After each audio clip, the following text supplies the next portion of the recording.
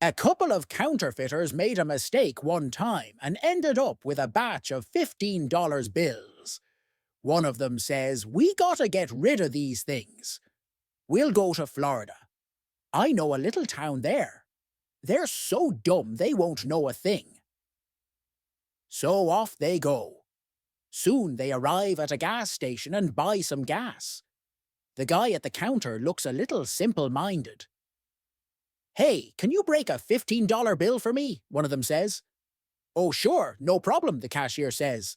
The counterfeiters grin at each other. "I told you," the one whispers to the other. And they fist bump. Then the cashier says to them, "So do you want an 8 and a 7, or 2 3s and a 9? 2. A mailman notices a mailbox with the flag up. So he opens the box and picks up the letter. He glances at it briefly to make sure it is stamped, and then puts it in his bag with his other letters. When he gets back to his office, the letter goes in a big bin with all of the other outgoing mail. He thinks nothing of it and finishes his day. A few days later, he delivers the exact same letter to the same house that he picked it up from. He glances at the mailing address and observes that it is indeed the same as the return address. Anyone can make a mistake, so the mailman puts the letter in the mailbox so that the customer can readdress it for its proper recipient. He thinks nothing of it and finishes his day. The next day, the mailman sees the same mailbox with the flag up.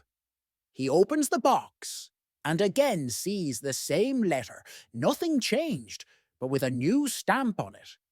The mailman is perplexed and, thinking to save the customer both time and money, decides to ring the doorbell and inquire about the letter. Asterisk ding dong, ding dong, ding dong, ding dong, ding dong, ding dong. The door opens, and standing there is a stout Buddhist monk, dressed in traditional garb. "Pardon me, sir," the mailman says, "but you seem to be trying to mail this letter again, and without any changes to the address, it's only going to end up back at your home in a few days." "Ah, my letter. Thank you so much for mailing it the other day. It was greatly appreciated." "Please do so again," replies the Buddhist monk. "But sir," says mailman, "you will only waste a stamp, and this letter will be re-delivered to your home a few days from now." "But that is my intention, dear man," replies the Buddhist monk. "You see, reposting is the best way to get karma. A bakery owner hires a young female clerk who likes to wear very short skirts and p***s. One day, a young man enters the store, glances at the clerk, and at the loaves of bread behind the counter. Noticing her short skirt and the location of the raisin bread, he has a brilliant idea. "I'd like some raisin bread, please," the man says. The clerk nods and climbs up a ladder to reach the raisin bread on the top shelf. The man standing almost directly beneath her is provided with an excellent view, just as he thought. When she descends the ladder, he decides that he had better get 2 loaves, as he is having company for dinner. As the clerk retrieves the second loaf of bread, one of the other male customers notices what's going on and requests his own loaf of raisin bread. After many trips, she is tired and irritated and begins to wonder, why the unusual interest in the raisin bread? Atop the ladder one more time, she looks down and glares at the men standing below. Then she notices an elderly man standing in the crowd. Thinking that she can save herself a trip, she yells at the elderly man, "Is it raisin for you too?" "No," stammers the old man, "but it's quivering a little." 1. A couple want to have children, but the wife can't get pregnant. So they go to see a priest for advice. The priest tells them they came at the right time, since his superior just sent him to Rome for 10 years, and he's leaving tomorrow. As soon as I'll get there, I'll immediately light a candle for you, he promises. Time passes, and the priest returns to the little town after 10 years. The first thing he does is visit the couple's home. He can hear a crazy loud noise when he knocks on the door. The wife opens the door. 3 little children on her arms, a couple of them hiding under her skirt, and others behind her playing around. The priest counts as many as 10 of them. "Well, this is quite a pleasant surprise," exclaims the priest. "It seems like God listened to my prayer. But where is your dear husband?"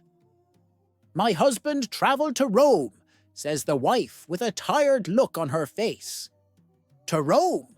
Why on earth would he go to Rome?" "To blow out that candle you lit." 2. "I think I'm going to lose my driver's license and all just because of a stupid police officer. The conversation went like this when I got pulled over in my car. 'Officer, license and registration, please. I think you are drunk.' Me, 'I assure you, I did not drink anything.' Officer, 'Okay, let's do a little test. Imagine driving in the dark on a highway at night when you see 2 lights in the distance. What is this?' Me, 'A car.'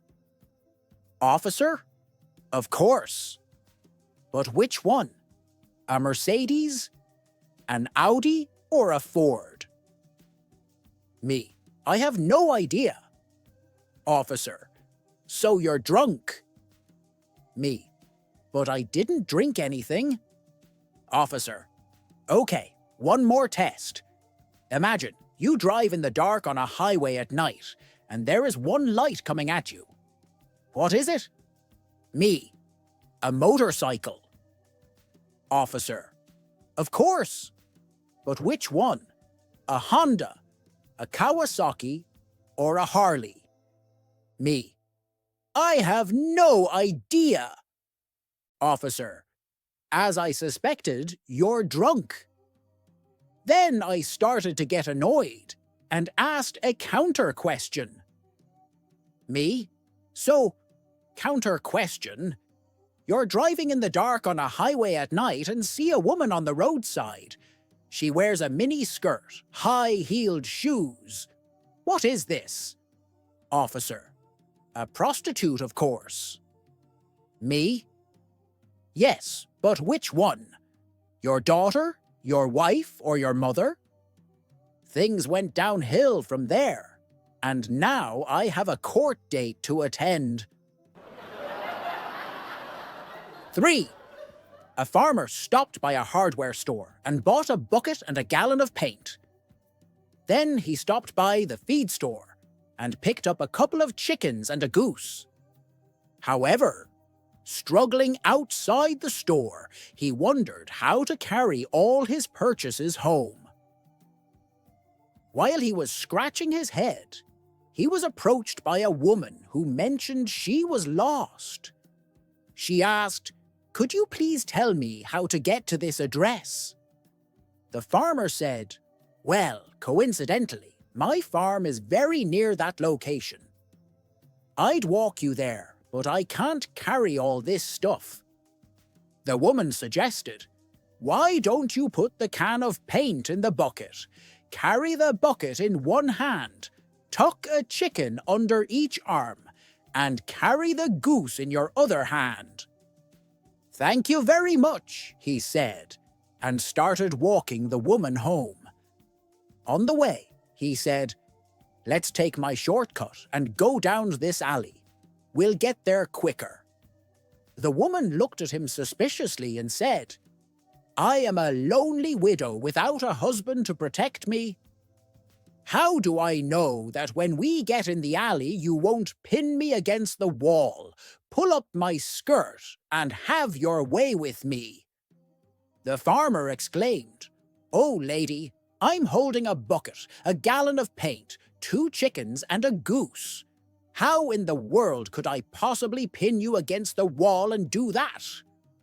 The woman replied, "Set the goose down, cover it with the bucket, put the paint on top of the bucket, and I'll hold the chickens."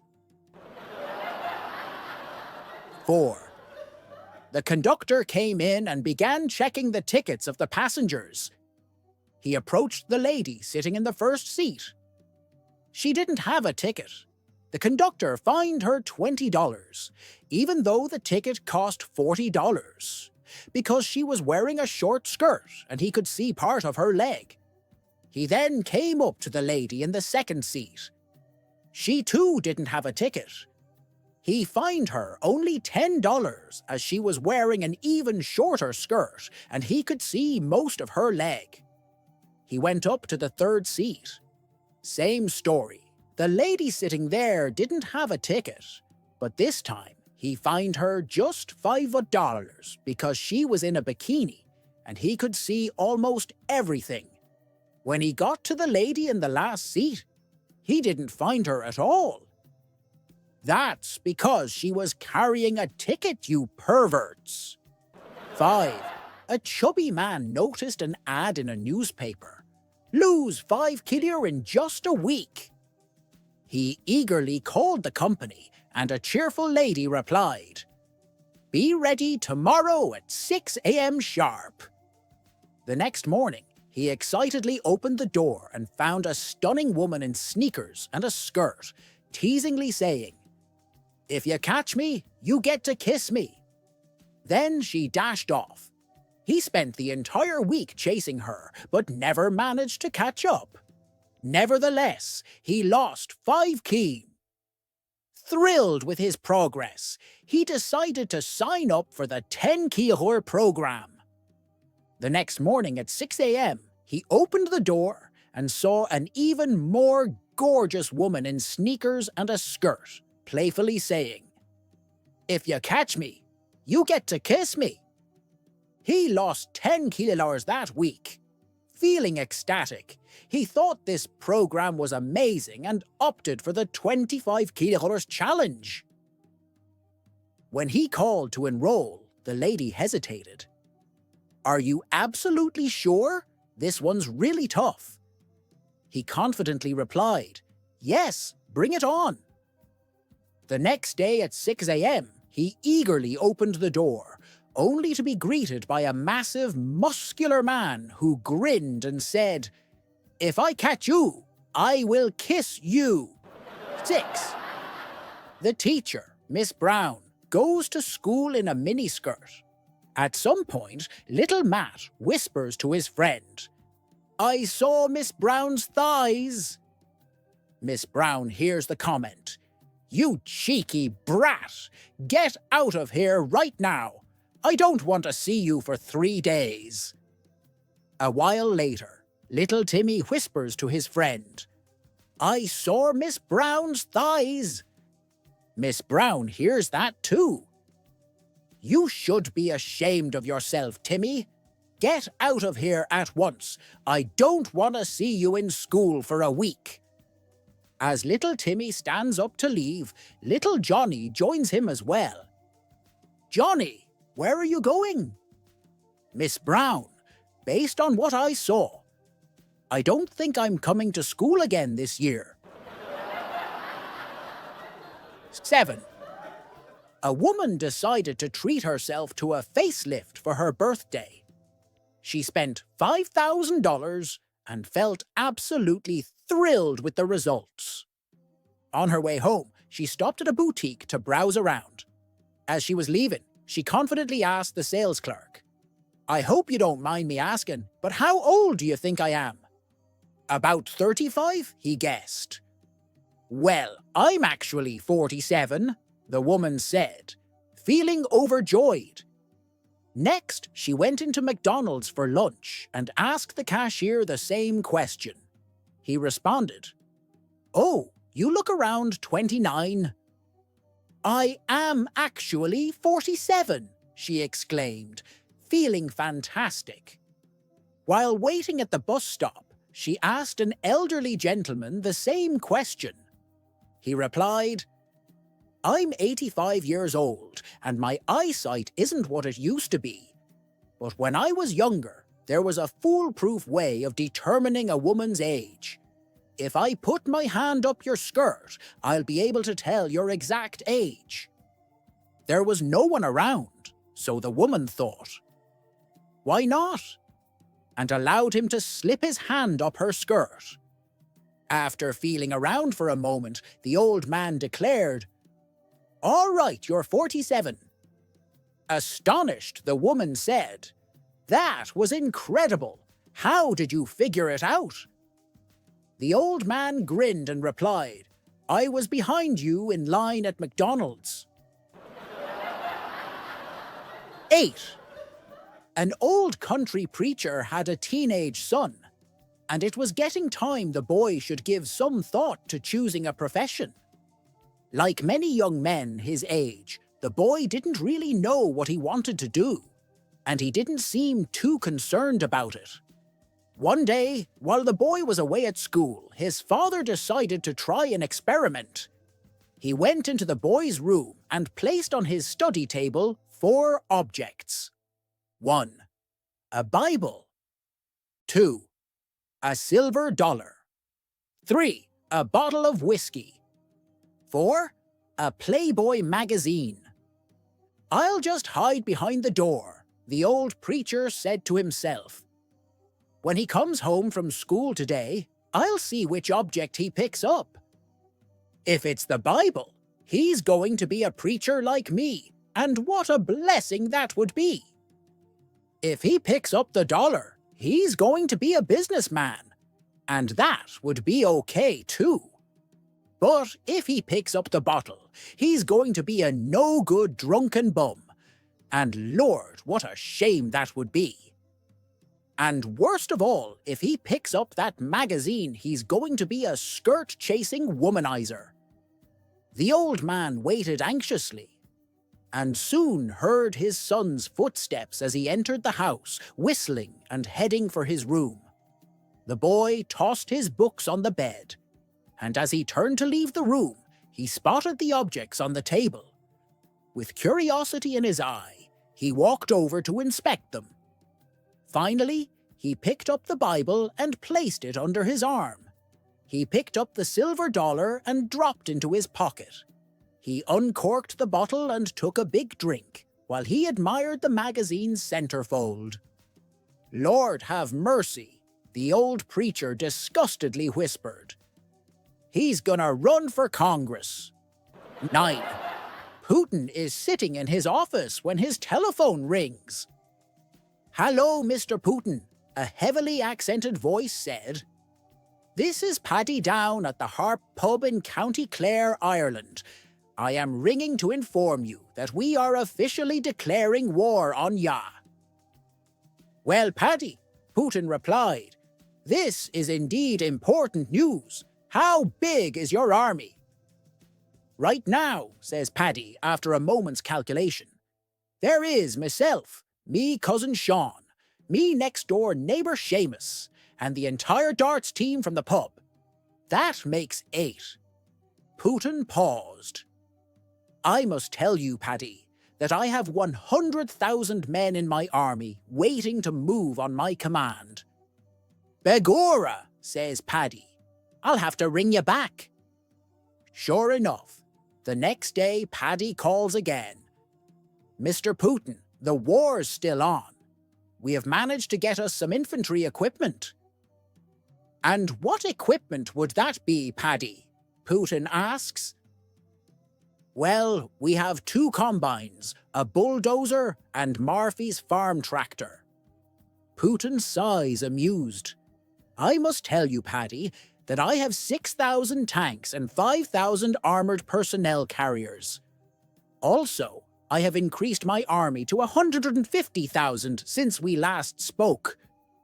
"Saints preserve us," says Paddy. "I'll have to get back to you." Sure enough, Paddy rings again the next day. "Mr. Putin, the war's still on. We have managed to get ourselves airborne. We have modified Jackie McLaughlin's ultralight with a couple of shotguns in the cockpit, and 4 boys from the Shamrock Bar have joined us as well. Putin was silent for a minute and then cleared his throat. I must tell you, Paddy, that I have 100 bombers and 200 fighter planes. My military bases are surrounded by laser-guided surface-to-air missile sites. And since we last spoke, I have increased my army to 200,000.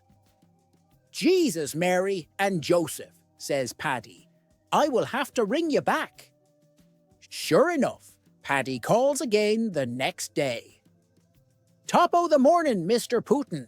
I am sorry to inform you that we have had to call off the war. Really? I am sorry to hear that, says Putin. Why the sudden change of heart? Well, says Paddy, we had a long chat over a few pints of Guinness, and finally decided there is no fucking way we can feed 200,000 Russian prisoners. 10. A couple is asleep when their doorbell rings at 3 a.m. The wife shakes the husband and says, "Honey, there's someone at the door." The husband, irritated, gets up and opens the door to an obviously drunk man. "Can I help you?" "Could you give me a push?" asks the drunk man. "No, and besides, you're drunk," and slams the door shut. As he gets back into bed, his wife begins to lecture him.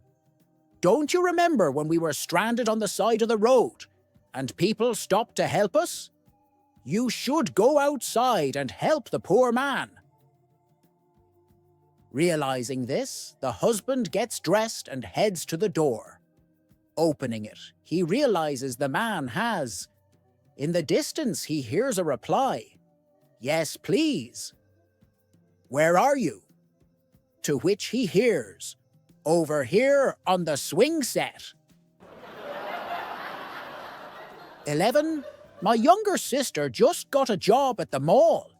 It is her first job, and she's working as a salesperson at that lotion, soap, and candle place.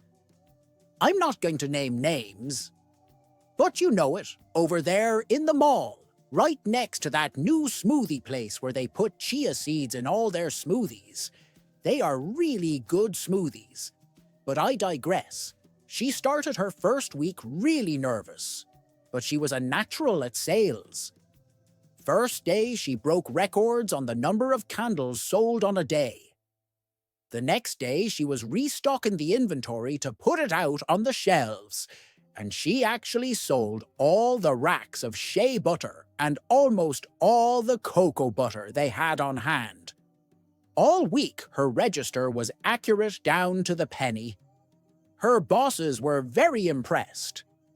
At the end of her first week, she was working the closing shift, and the assistant manager had to leave early. The manager was ready to just go home, so he asked my sister to take the money to the bank and deposit it. My sister was proud of the new responsibility, but also nervous, taking thousands of dollars into the bank. And it showed. When she got to the bank, the teller was leery of this nervous teenage girl with a large bag of money, trying to make a deposit. So, the bank manager phoned the manager of the shop. "Do you know this girl with $10,000 in a bag trying to make a deposit right now?" "Of course I know her. She sells shea shelves by the Chia store." 12. Stevie Wonder rings Tiger Woods and says, "How do you fancy a round of golf?" Tiger says, "I didn't think you would be able to play Stevie." Stevie explains how he had a caddy put a device in each hole that emits a constant high-pitched tone and he can tune an earpiece into, which tells him the direction and distance to it. Tiger says, "You have to understand. Stevie, I am a pro golfer. It will be too much of a mismatch." Stevie says, "Okay, Well, tell you what, $1 million says I win, or are you chicken? Tiger says, okay, done. When do you want to play? Stevie says, any night this week. 13. An airplane was about to crash. There were 4 passengers on board, but only 3 parachutes. The first passenger said, I am Steph Curry, the best NBA basketball player. The Warriors and my millions of fans need me, and I can't afford to die. So he took the first pack and left the plane. The second passenger, Donald Trump, said, I am the newly elected US president, and I am the smartest president in American history. So my people don't want me to die. He took the second pack and jumped out of the plane. The third passenger, the Pope, said to the fourth passenger, a 10-year-old schoolboy, my son, I am old and don't have many years left. You have more years ahead, so I will sacrifice my life and let you have the last parachute. The little boy said, that's okay. Your Holiness, there's a parachute left for you. America's smartest president took my school bag. 14. 3 men are standing outside a jewelry shop, looking at an expensive ring in the display window. The first man says, that ring is perfect for Karen. I just wish I could afford it. The second man says, I was planning on proposing to Julie soon. She'd love that ring. The third man says, okay, I'll make you both a deal. Whichever one of you gets to the bottom of the street first gets the ring at my expense. Deal? The men are thrilled at the offer and both agree. The third man counts down from 3, and they both set off down the street. The third man then smashes the shop window and grabs the ring. The shop owner comes out and says, what the happened? The man points to the 2 men running down the street and says, them 2 running down the road just robbed you. 15. The phone rings at the local police station. Hello? I'm calling to report my neighbor, Craig. He's hiding marijuana inside his firewood. Thank you very much for the call, sir. The next day, policemen descend on the neighbor's house. They search the shed where the firewood is kept. Using axes, they bust open every piece of wood, but find no marijuana. They swear at the neighbors and leave. The phone rings at the neighbor's house. Hey, Craig, did the police come? Yep. Did they chop your firewood? Sure did, Eric. Thanks. Great. Now it's your turn to call. I need my garden plowed. 16. The flight wasn't carrying enough meals for all passengers. Airborne less than 30 minutes on an outbound evening flight, the stew lead flight attendant for the cabin crew nervously made the following painful announcement. Ladies and gentlemen, I'm so very sorry, but it appears that there has been a terrible last-minute error by our airport catering service. I don't know how this has happened, but we have 103 passengers on board, and unfortunately only 40 dinner meals. I truly apologize for this mistake and inconvenience. When the passengers' muttering had died down, she continued, anyone who is kind enough to give up their meal so that someone else can eat will receive free, unlimited drinks for the duration of our flight. Her next announcement came 90 minutes later. If anyone would like to change their minds, we still have 40 dinners available. 17. A mother-in-law arrives home from the grocery store to find her son-in-law fuming with rage and frantically stuffing clothes into his suitcase. "What's going on?" she asks, bewildered. "What's going on? I'll tell you what's going on. I sent an email to my wife, letting her know I was coming home today from my work trip. I get home, and guess what I discovered? Yes, your daughter, my wife, with another man in our bed. This is the last straw, the end of our marriage. I'm out of here. For good." Take a deep breath. Take a deep breath. My son, his mother-in-law says, calmly. "There's something really strange happening here. My daughter would never do such a thing. There must be a logical explanation. I'll go talk to her right now and find out what's going on."